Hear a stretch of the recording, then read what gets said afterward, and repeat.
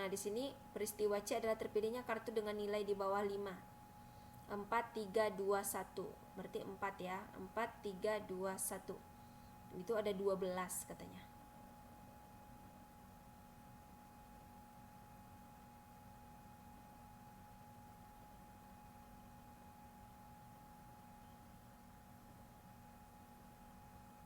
Seharusnya sih 14, Mbak. Kalau memang dia satu kartu itu ada 4, seperti yang 10, nilai 10 itu kan 4 kartu tuh. Nah, pastinya semua kartu itu kan harus nilainya rata. Kalau dia yang kartu yang bernilai 10 itu ada 4, berarti secara otomatis nilai 9, 8, 5, 4 ataupun 3, 2, 1 itu pasti ada 4 setiap ininya. Nah, ini saya juga yakin ini pasti 16. Kenapa? Karena dia 4 kan, di bawah 5 berarti ada angka 4, 3, 2 dan 1. 4. Tadi kan setiap kartu ada 4, berarti 4 kali 4 16. Nah, mungkin mereka salah ketik. Ubah aja jadinya 16. Gitu. Oke? Oke ya. Biar kita ganti.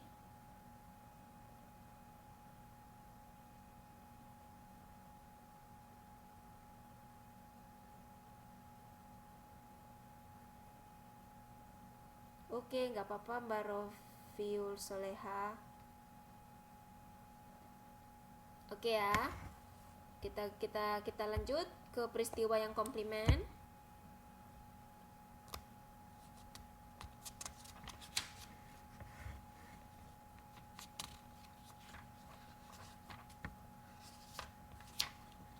Nah,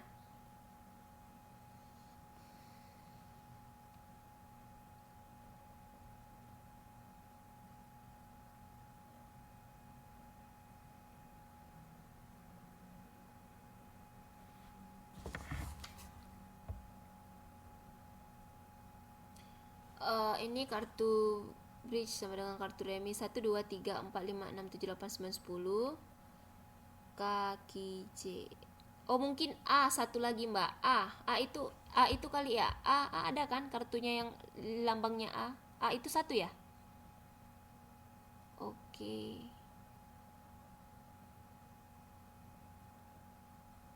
Saya kurang paham, saya nggak hafal soalnya.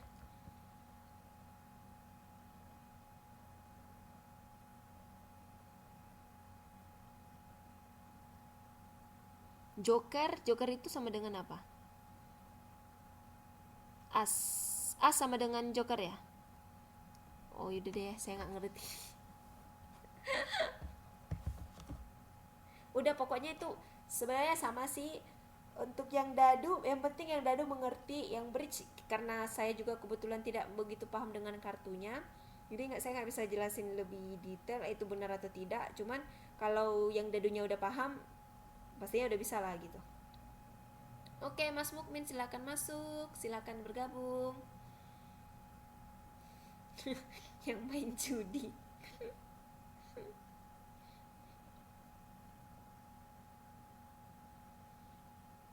Nah, oke ya. Kita langsung lanjut aja ya ke bagian yang tidak saling meniadakan. Coba lihat halaman 4.17 itu. Nah, di situ ada dua peristiwa dikatakan tidak saling asing atau tidak saling meniadakan. Nah, di sini ada gambar diagram Venn lagi, yaitu kolom A, kolom B, dan AB. Nah, di sini yang daerah AB adalah daerah terjadinya peristiwa A dan B.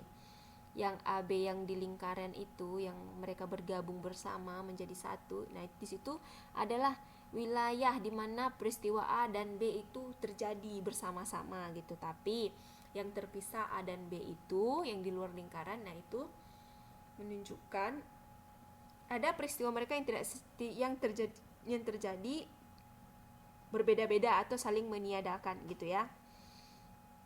Nah, kita langsung aja ke contoh nih karyawan. Nah, jumlah karyawan di sebuah perusahaan menurut umur dan jenis kelamin. Nah, di sini ada namanya si A, si B, si C, si D sampai si E.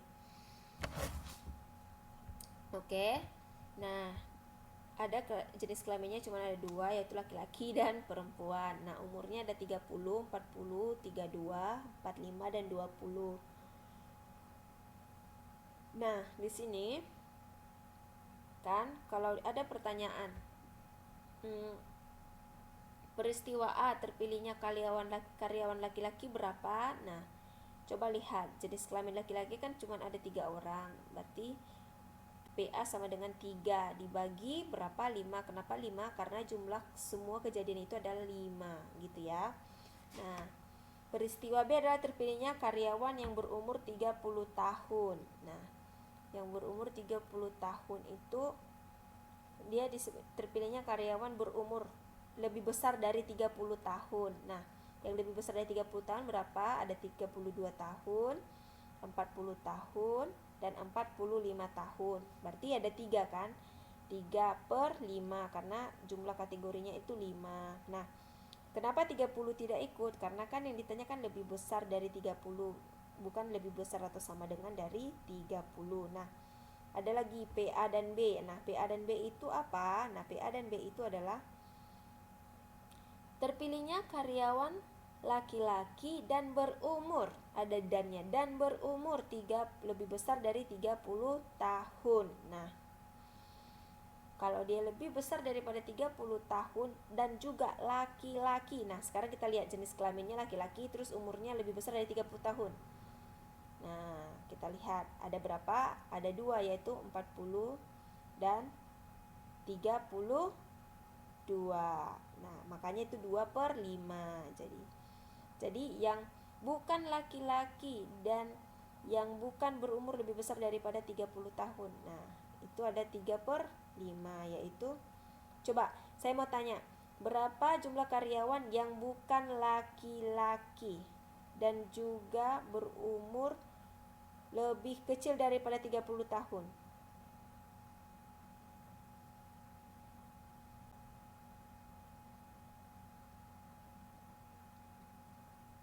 Lebih kecil atau sama dengan 30 tahun?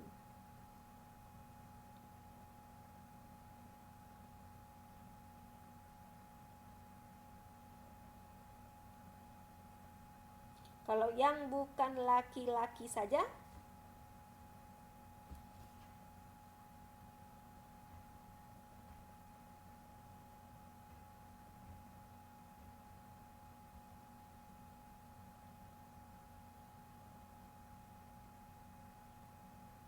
oke, udah paham ya? Oke, untuk yang contoh karyawan ini sudah paham, biar kita langsung masuk ke slide.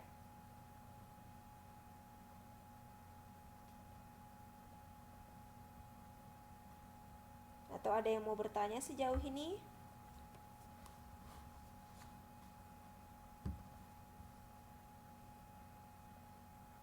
Saya beri waktu 1 menit, kalau ada bertanya boleh ditanya.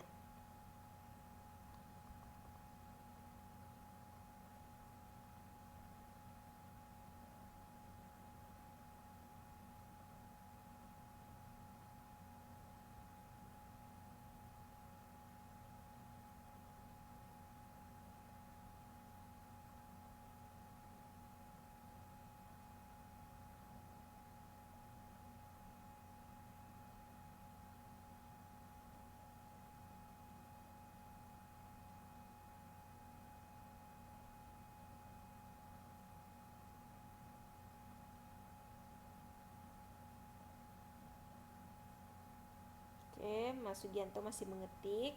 Saya tunggu.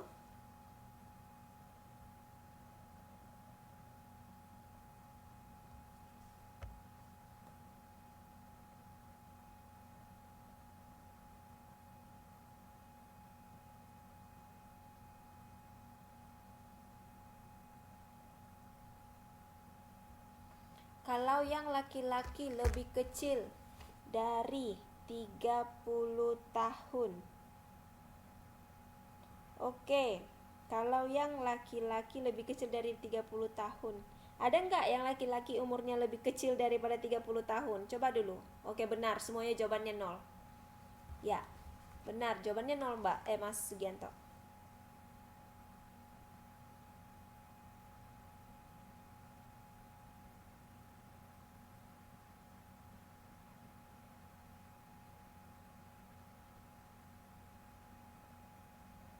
Oke, Mas Sugianto.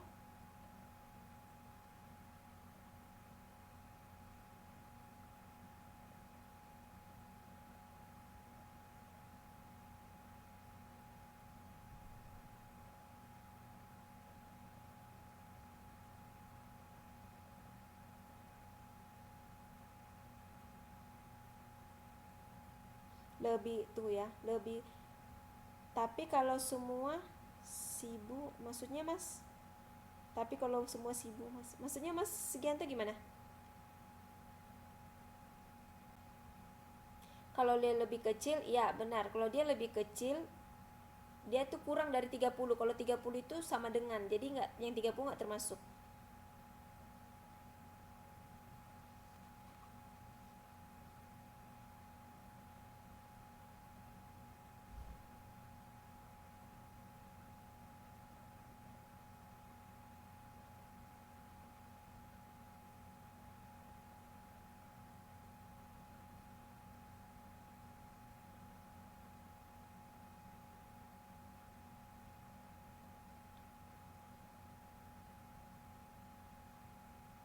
Perempuan dan laki-laki. Kalau semuanya satu yang maksudnya gimana kalau semua yang semua satu? Cuman ada satu yang lebih kecil. Oh, kalau yang lebih kecil itu dia perempuan, itu ada 20 tahun. Kalau dia lebih kecil dari 30, itu dia, ya jawabannya 1/5. Dia ada cuma 30 tahun, yang 20 tahun. Gitu. Iya, benar. Yang tadi yang lebih besar dari 30 tahun itu untuk semua jenis kelamin, dia nggak bandingkan laki-laki maupun perempuan.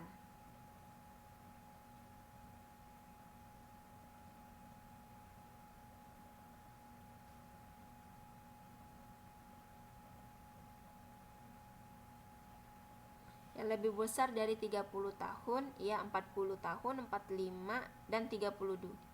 Dan 32 tahun ada 3, ya memang benar. Dia nggak ada dibandingkan laki-laki dan perempuan. Nah, tapi kalau dia laki-laki lebih kecil daripada 30 tahun, itu jawabannya nggak ada. Tapi kalau jumlah karyawan yang umurnya lebih kecil daripada 30 tahun, nah itu tanpa membandingkan laki-laki ataupun perempuan, jawabannya juga hanya satu, yaitu 1/5, perempuan aja yang 20 tahun. Gimana Mas Sugianto? Paham?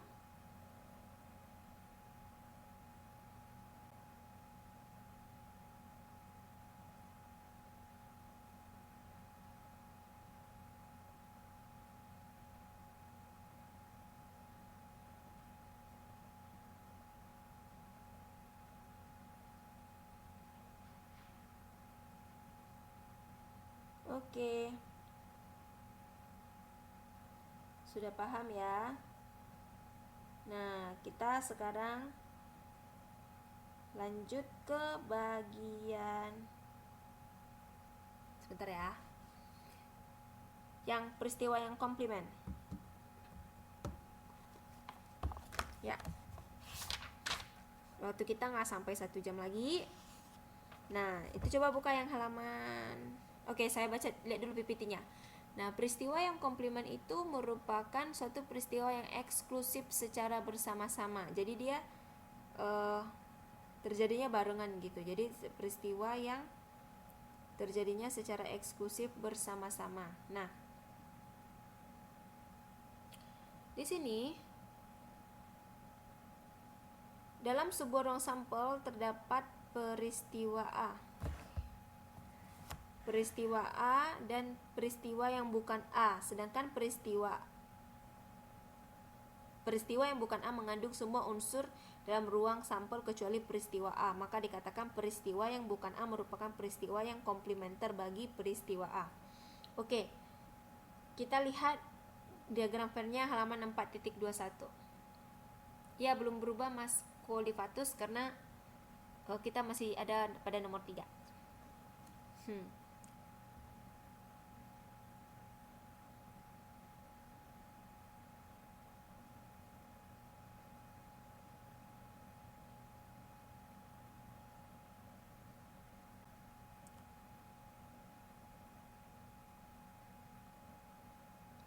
Oke.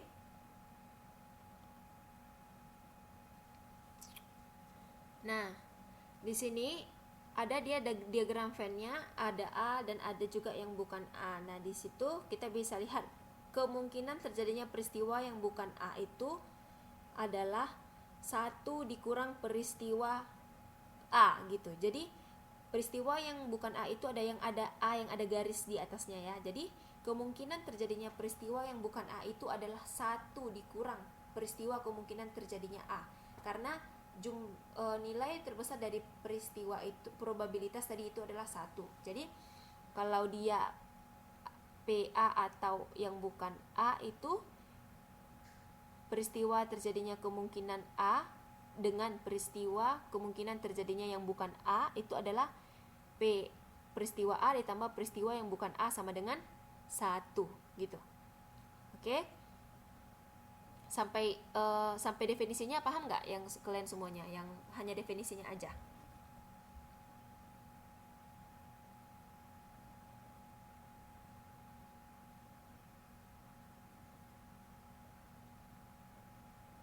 Oke, paham ya?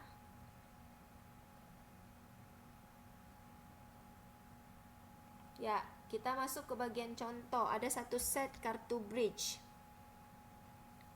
Nah, di sini peristiwa A adalah terambilnya kartu as. Nah, terambilnya kartu as tadi kan 4. Jadi di setiap item tadi ada 4 ya. Jadi 4 kalau as 4 di setiap item itu ada 1 jadi 4 bagi per 52. Nah,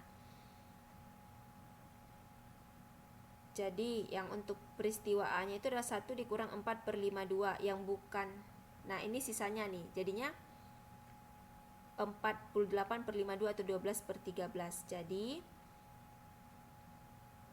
kalau dia digabungkan dengan A dan yang bukan A itu adalah 1.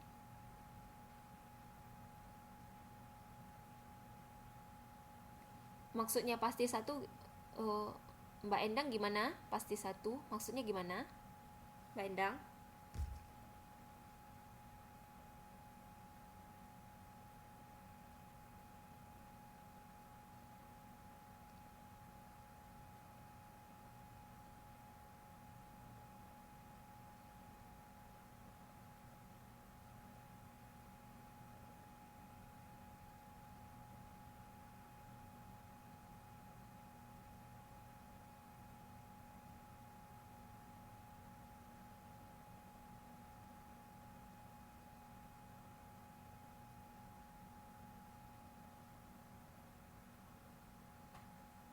A ditambah itu 1 itu dari mana? Oke. Ya. A ditambah yang bukan A itu hasilnya harus pasti 1. Kenapa? Karena nilai probabilitas yang paling tinggi itu adalah 1. Jadi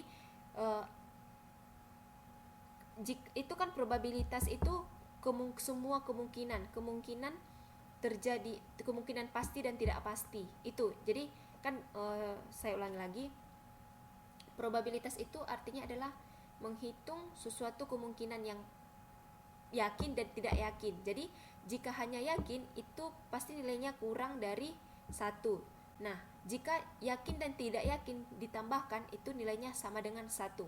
Contoh, berapa keyakinan Anda Presiden Jokowi bakalan datang besok ke Taiwan? Coba Mbak Endang coba jawab, berapa persen keyakinan Mbak Endang Presiden Jokowi besok datang ke Taiwan? Berapa persen? Misalnya nih. Atau berapa persen keyakinan Mbak Endang dapat nilai 90 nilai statistika? 10%. Oke. 10%. Berarti ketidakyakinan Mbak Endang berapa persen lagi?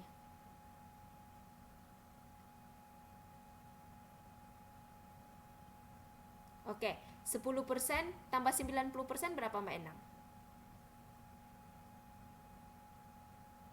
Oke, 100%. 100% sama dengan 1 kan? Iya kan? 1. Iya, gitu cara mudah mengingatnya. Jadi untuk kejadian A ditambah dengan kejadian yang bukan A itu pasti hasilnya 1. Yakin dan tidak yakin jika ditambahkan pasti 1 gitu. Pasti dan yang tidak pasti ditambahkan juga 1 gitu. Jadi probabilitas itu hanya membicarakan yang itu aja. Oke, kita masuk ke bagian peristiwa yang independen yang nomor 4. Jadi peristiwa ini yang satu tidak mempengaruhi peristiwa lain, namanya juga independen. Independen itu kan bahasa mudahnya itu mandiri gitu, jadi nggak tergantung sama yang lain, dia bisa berdiri sendiri ya. Oke. Untuk peristiwa yang independen ini ada 3 macam, yaitu marginal probability, joint probability, dan conditional probability. Nah, contohnya bagaimana yang marginal probability? Misalnya, pelemparan sebuah mata uang, munculnya gambar adalah setengah. Karena tadi satu gambar, satu lagi angka, gitu. Nah, kalau yang gabungan, dia 2 peristiwa atau lebih terjadinya secara bersama-sama merupakan perkalian dari probabilitas marginal masing-masing peristiwa.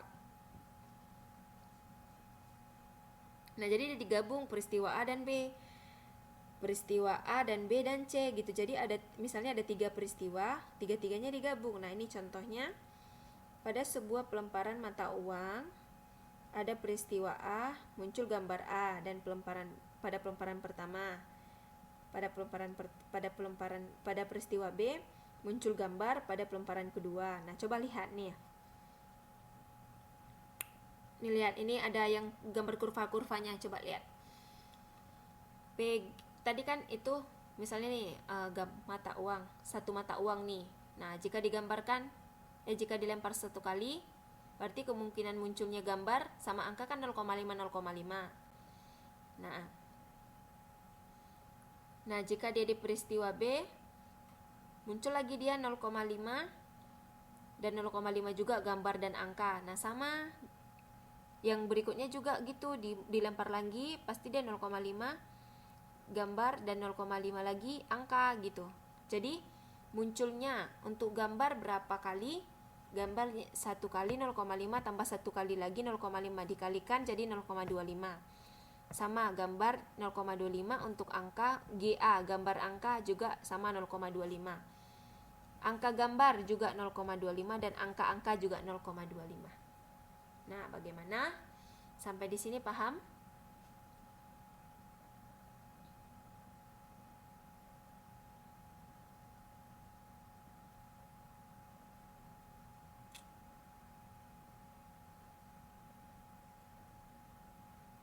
Oke. Nah, kita lanjut ke bagian yang kelima, itu ada peristiwa dependent. Nah, apa itu peristiwa dependent? Peristiwa yang satu dipengaruhi atau tergantung terhadap peristiwa yang lain. Jadi dia nggak bisa berdiri sendiri seperti halnya peristiwa independen tadi. Independen tadi kan peristiwanya tidak bergantung pada yang lain, sementara yang dependen dia harus bergantung gitu. Nah, kita langsung masuk aja ke contoh. Nah, ada 10 bola dengan rincian 3 bola merah bergaris, 1 bola merah kotak-kotak, 2 bola biru bergaris, dan 4 bola biru kotak-kotak. Nah, di sini ada PG per M. G itu garis, M itu merah. Nah, coba lihat untuk yang garis merah, bergaris merah itu ada. Nah, sebelumnya kita coba hitung 3 tambah 1 tambah 2 tambah 4 jumlahnya berapa?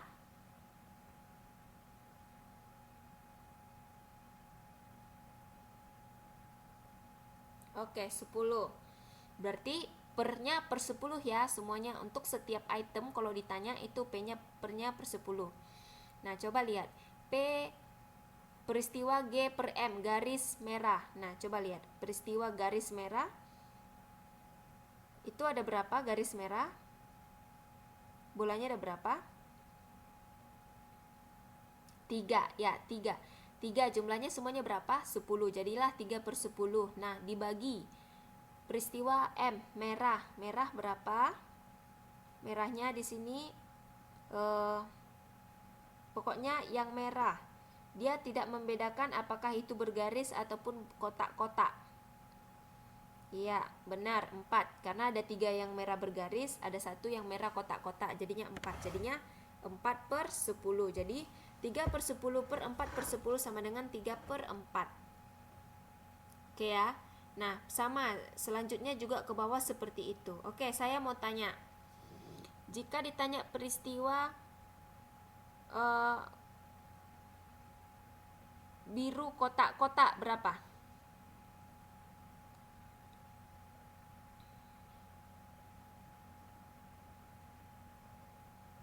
Oke, benar, 4/10. Saya mau tanya untuk peristiwa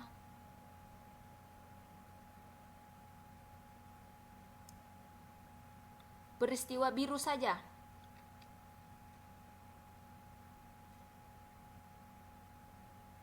Ya, benar, 6/10. Jadi kalau ditanya peristiwa kotak-kotak biru dengan biru berapa hasilnya semuanya?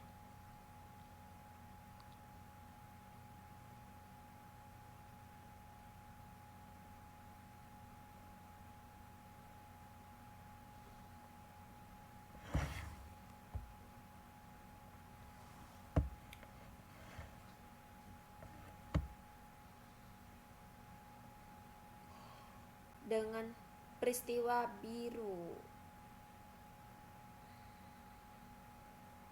6/10. Oke, sampai di sini ada yang belum paham untuk yang bagian ini?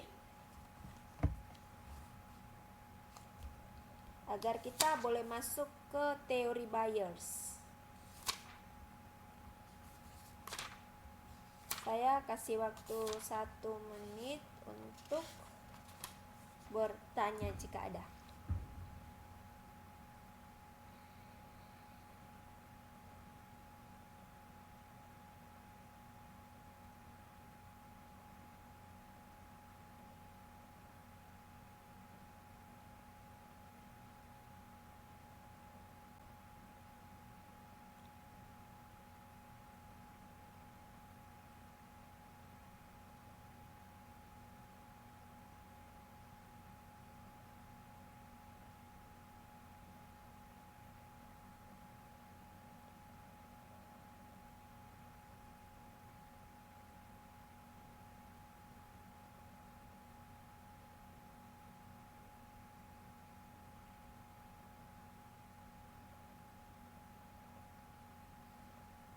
Oke, tidak ada. Nah, kita masuk ke bagian teori Bayes.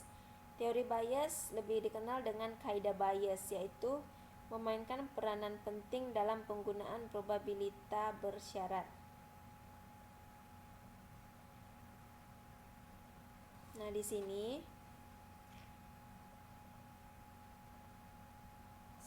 sini ada contoh himpunan dari para pengusaha ekonomi lemah. Itu ada 30% yang berusaha di sektor makanan, 25% minuman, 25% pakaian jadi, dan 20% di kerajinan, 50% pengusaha makanan, 30% minuman, 10% pakaian jadi, dan 2% kerajinan yang telah mengikuti penataran. Nah, pada bagian ini rumusnya kaidah Bayes itu, coba lihat di PPT. Nah, itu ada A gabungan dari A dan AK sama dengan A P AK dikali P A per AK dibagi dengan PA. Nah, atau harapan matematisnya itu A1 dikali P1 tambah A2 dikali P2 tambah titik-titik sama dengan AN dikali PN. Oke, coba lihat cara pengimplementasiannya. A1 PA sama dengan PA1, PA per A1 tambah PA2, PA per A2. Nah, coba lihat ya. Itu PA1 0,30 didapat dari golongan pengusaha ekonomi lemah 30%. Kan 30% artinya 30/100. Jadi dapatnya 0,30. Nah,